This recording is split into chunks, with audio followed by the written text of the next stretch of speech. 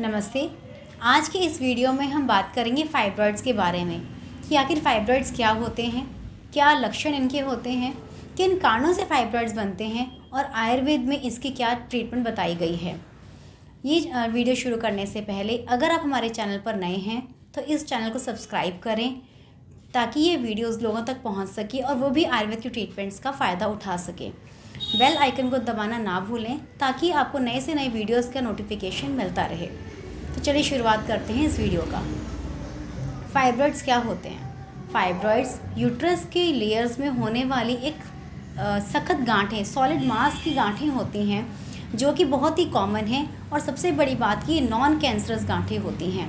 इसमें कैंसर बनने की कोई भी चांसेस नहीं होते या ना के बराबर होते हैं। इसलिए फाइब्रॉइड्स अगर आपकी रिपोर्ट में आए तो आपको इससे घबराना नहीं है। अब फाइब्रॉइड्स के क्या सिम्टम्स होते हैं? बहुत सी महिलाओं को तो फाइब्रॉइड से कोई भी दिक्कत नहीं आती, जस्ट किसी और कारण से जो अल्ट्रासाउंड कराया जाता है उसमें पता चलता है कि उन्हें फाइब्रॉइड आया हुआ है। जिन्हें दिक्कत आती है उनके पीरियड्स कई बारी लंबे समय तक चलते हैं, ब्लीडिंग बहुत ज़्यादा होती है, पीरियड्स के दौरान क्लॉट्स पास होते हैं, पेट के निचले हिस्से में दर्द रहना भी फाइब्रॉइड्स की वजह से हो सकता है, पेट में अफारा रहना या बाथरूम का प्रेशर बार बार होना। अगर फाइब्रॉइड्स बड़े साइज़ के हैं तो बार बार बाथरूम का प्रेशर होना भी एक सिम्टम होता है। इसके अलावा पेट के निचले हिस्से में दर्द रहना, पीरियड्स के दौरान भी दर्द होना या फिर एक इनफर्टिलिटी का कारण भी फाइब्रॉइड्स हो सकते हैं अगर उनका साइज़ काफ़ी बड़ा हो जाए। इसके अलावा प्रेगनेंसी का लॉस हो जाना, मतलब प्रेगनेंसी होने के बाद में उसका एबॉर्शन हो जाना भी एक बहुत बड़ा सिम्टम फाइब्रॉइड की वजह से हो सकता है। फाइब्रॉइड्स के जो सिम्टम्स हम बता रहे हैं ये इनकी सीवियरिटी किस पर डिपेंड करती है? तो उनके नंबर्स पर, मतलब कि कितने फाइब्रॉइड्स यूट्रस के अंदर बने हुए हैं, उनका साइज़ क्या है और उनकी लोकेशन क्या है। तो नंबर तो ये है कि 1 से लेकर 2 से लेकर 10 तक भी फाइब्रॉइड्स कईयों के यूट्रस में देखे जा सकते हैं और उनका साइज़ जो है वो एक मटर के दाने से लेकर एक बड़े कई सेंटीमीटर्स तक या कह लो फुटबॉल के साइज़ तक के भी फाइब्रॉइड्स हो सकते हैं।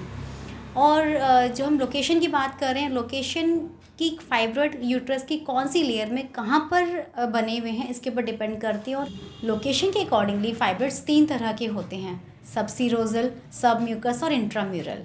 जो सबम्यूकस फाइब्रॉइड्स होते हैं ये बच्चेदानी की लेयर के अंदर की तरफ होते हैं और एंडोमेट्रियम को ये हैम्पर करते हैं, उसकी ग्रोथ को हैम्पर करते हैं। जो इंट्राम्यूरल फाइब्रॉइड्स होते हैं वो बच्चेदानी की लेयर के बिल्कुल बीचों बीच होते हैं और किसी भी तरह से कोई परेशानी ये नहीं करते जब तक कि बहुत बड़े साइज़ के ना हो जाएं।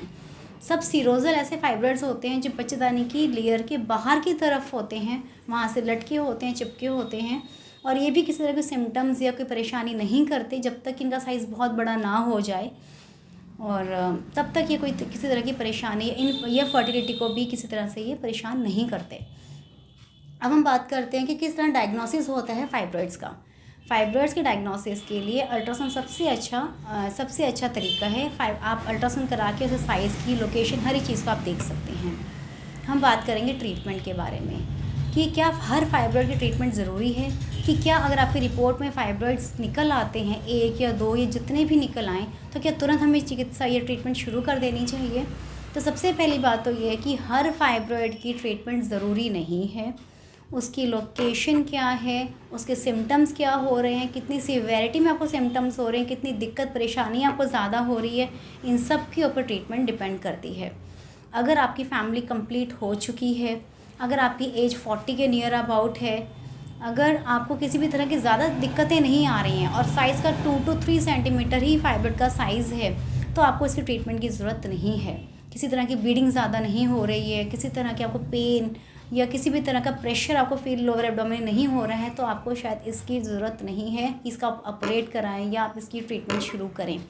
लेकिन अगर आप फर्टिलिटी एज में हैं, आपको अभी तो कोई प्रेगनेंसी नहीं है या सिर्फ एक ही बेबी आप कंसीव करना चाहते हैं, ऐसी कंडीशन में आपको फाइब्रॉइड नज़र आया है, आपको कोई परेशानी है, कोई ब्लीडिंग बहुत ज़्यादा होती है, पेट के निचले से दर्द बहुत ज़्यादा है, पीरियड्स में दर्द बहुत ज़्यादा हो रहा है, अगर ये सारे सिम्टम्स आपको लग रहे हैं, फाइब्रॉइड का साइज़ 5 सेंटीमीटर्स है, 4 सेंटीमीटर्स है, तो ऐसी सब कंडीशंस में यानी उसकी सीवियरिटी को देखते हुए ट्रीटमेंट क्या करनी चाहिए, कितने समय तक करनी चाहिए, इन सब को डिसाइड किया जाता है। और हाँ, आयुर्वेद में फाइब्रॉइड्स के लिए बहुत ही अच्छी ट्रीटमेंट्स अवेलेबल हैं इन सब का लाभ आप उठा सकते हैं।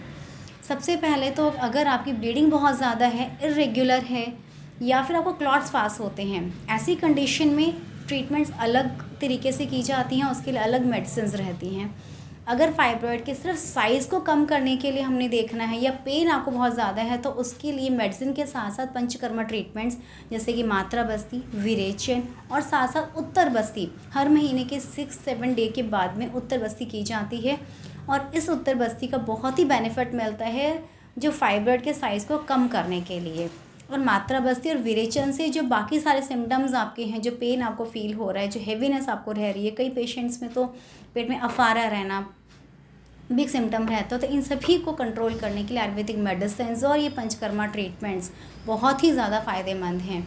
तो अगर आप भी फाइब्रॉइड्स का आपको भी कोई परेशानी है तो आप घबराएं नहीं, प्रॉपर ट्रीटमेंट लें, प्रॉपर गाइडेंस के अंदर ट्रीटमेंट लें, पहले अपने गायनेकोलॉजिस्ट से या किसी भी आयुर्वेदिक जो चिकित्सक हैं जो आपके आसपास हैं, जो आपको प्रॉपर गाइड कर सकें आप क्या क्या ट्रीटमेंट किस समय पर आपको लेनी चाहिए।